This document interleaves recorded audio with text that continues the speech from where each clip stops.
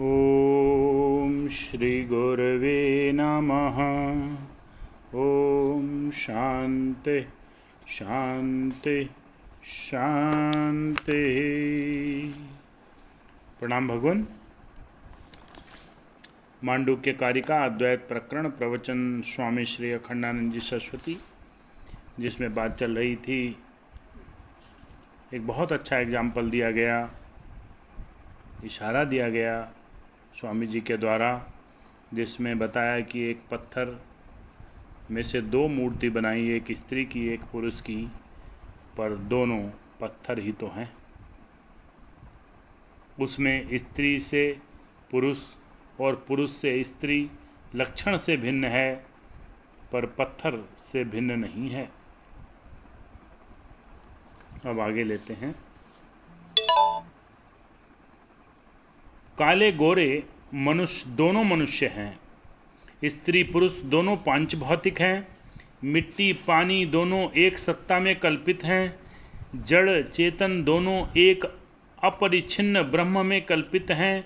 अभिप्राय यह हुआ कि मूल तत्व को समझने के लिए हमें कल्पित रूप से यह कार्य है, यह कारण है, यह दृश्य है, यह दृष्टा है, यह धार्य है, यह धारक है, यह भेद बनाना पड़ता है। वस्तुतः तत्व में किसी प्रकार का भेद नहीं है। को नवनेन प्रतिसिध्यते। कल आपको सुनाया बृहदारण्यक उपनिषद के 3 अध्याय में जब प्रश्न किया गया कि मृत्युः ईश्वन मृत्युनाः वक्र्ण कस्मात् मूलात् प्रहोहति। बृहदारण्यक उपनिषद प्रत्येक चैतन्य भिन्न के तथ्यात्म बोध से जब यह संसार वृक्ष बाधित हो जाता है तो कस्मान मूलात् प्ररोहति। सब जड़ हो गायब।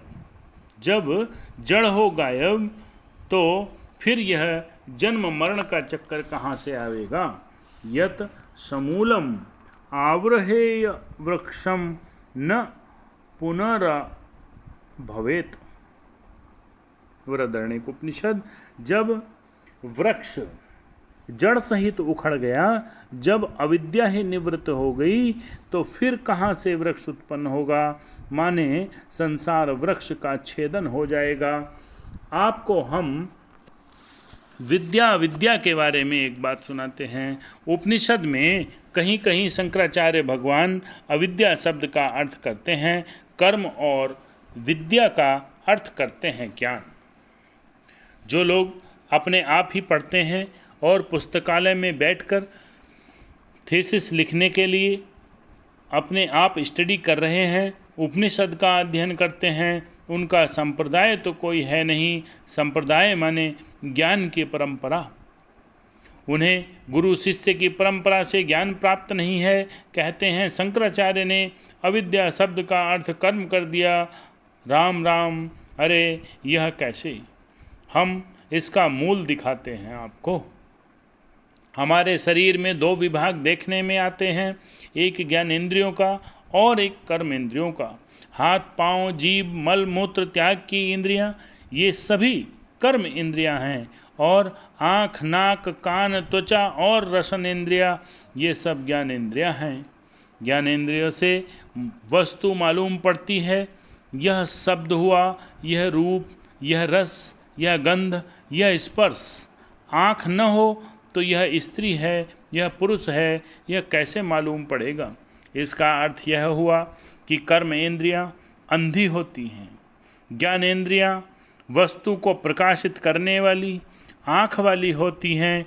जो वस्तु को जनावे सो ज्ञान, जो वस्तु को न जनावे केवल काम सो अंध। कर्म इंद्रियां अविद्या की परंपरा में हैं और ज्ञानेंद्रियां विद्या की परंपरा में हैं। ज्ञान का प्रकाश हुआ ज्ञानेंद्रियों में, कर्म का प्रकाश हुआ केवल कर्म में, कर्मेंद्रियों में। तो हमारा जीवन कैसे चलता है। अंध पंगु संयोग न्याय से चलता है। कर्मेंद्रियां हैं अंधी और ज्ञानेंद्रियां हैं लंगड़ी। बहुत बढ़िया बात कही भगवान। कर्मेंद्रियां हैं अंधी और ज्ञानेंद्रियां हैं लंगड़ी। क्या हुआ, एक जगह दो भिखारी बैठे थे। एक लंगड़ा था, वह देखता सबको था, लेकिन बेचारा चल नहीं सकता था, पाँव नहीं थे उसके। उसी जगह एक अंधा था, उसके पाँव तो बहुत बढ़िया थे पर आँख नहीं थी। दोनों ने सलाह की कि हम लोग कैसे भी बद्रीनाथ चलते तो बहुत बढ़िया होता। तो एक ने कहा हमारे आँख नहीं है तो कैसे जाएंगे। दूसरे ने कहा हमारे पाँव नहीं हैं तो कैसे जाएंगे। बहुत बढ़िया। फिर ईश्वर ने दोनों को अक्ल दी, जिसके पाँव हैं सो चले, जिसके आँख हैं सो रास्ता बतावे। अंधे ने लंगड़े को अपने कंधे पर बिठाया। अब लंगड़ा अंधे को रास्ता बताता जाए और अंधा चलता जाए। दोनों बद्रीनाथ पहुंच गए। हमारे शरीर में कर्मेंद्रियां अंधी हैं, ज्ञानेंद्रियां आँख वाली हैं।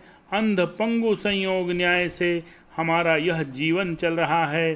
सांख्य में प्रकृति पुरुष का संयोग बताया। प्रकृति अंधी है, पुरुष ज्ञान वाला है। इन्हीं दोनों के संयोग से यह व्यवहार चल रहा है। कर्मेंद्रियों के द्वारा होते हैं। कर्मेंद्रियों के द्वारा होते हैं, इसलिए कर्म अंधों के द्वारा संपन्न होता है। और ज्ञानेंद्रियां वस्तु के स्वरूप को लखाती हैं, इसलिए यह उचित है, यह अनुचित है, यह धर्म है, यह अधर्म है, यह ब्रह्म है, यह अब्रह्म है। यह बात अंतःकरण और ज्ञानेंद्रियों के संयोग से मालूम पड़ती है। यही हुई विद्या अविद्या। तो व्यवहार जितना भी सिद्ध होता है वह इन दोनों का मेल होता है। संसार विषयक, परिचिन्न विषयक ज्ञान विद्या और कर्म रूप अविद्या, इन दोनों के मेल से संसार का व्यवहार सिद्ध होता है। ब्रह्म विषयक विद्या अपरिचिन्न है, माने अभिन्न है, जो कभी टूटता नहीं, फूटता नहीं, कटता नहीं, मिटता नहीं। ऐसी जो अपरिचिन्न, अभिन्न, अपरिचिन्न वस्तु है, जो प्रत्येक चैतन्य भिन्न वस्तु है, उसे पाने के लिए पाँव से कहीं चलना नहीं पड़ता, हाथ से कहीं पकड़ना नहीं पड़ता, मूत्रोस्का सर्ग से उसका कोई संबंध नहीं, जीभ से बोलने की कोई जरूरत नहीं। इसलिए कर्म इंद्रिय को तो जाने दो कर्मेंद्रियों को तो जाने दो, शांत और ज्ञानेंद्रियों से विषयों का ग्रहण छोड़ दो, मन से परिचिन्न का चिंतन छोड़ दो। अब क्या हुआ, शांति शांति शांति, स्थूल शांति, सूक्ष्म शांति, कारण शांति। दुनिया को देखने के लिए ज्ञानेंद्रियों और मन का प्रमाण और सुसुप्ति के समय अप्रमाण का उल्टा देखने में प्रमाण आभास, इन तीनों का जो साक्षी अपना आपा बैठा है, प्रमाण का साक्षी, अप्रमाण का साक्षी और प्रमाण आभास का साक्षी, ये सब चैतन्य स्वरूप है। यहाँ से इसकी व्याख्या कर लेंगे। बहुत ही सुंदर बात आई जिसमें कर्मेंद्रियों और ज्ञानेंद्रियों को बहुत अच्छे से समझाया गया, जिसमें कहा कर्मेंद्रियाँ अंधी हैं और ज्ञानेंद्रियाँ लंगड़ी हैं। इन्हीं दोनों के व्यवहार से यह जगत का व्यवहार चल रहा है। ओम शांति शांति शांति। प्रणाम भगवान।